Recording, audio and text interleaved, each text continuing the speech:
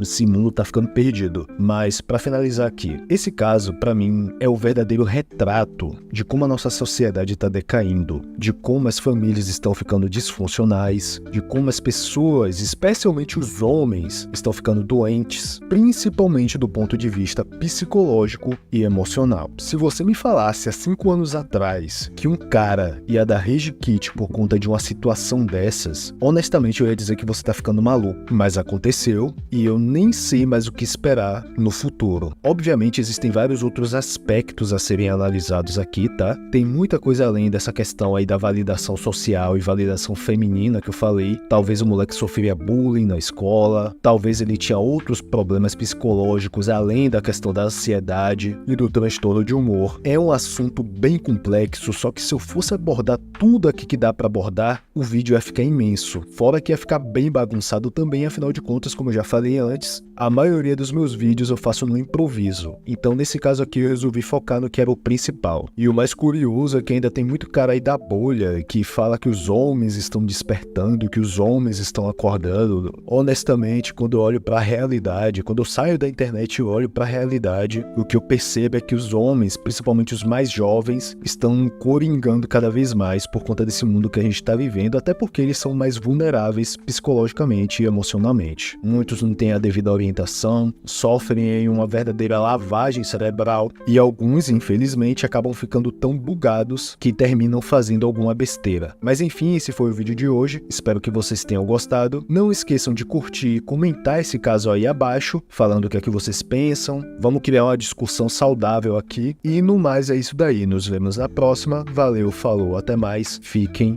na paz.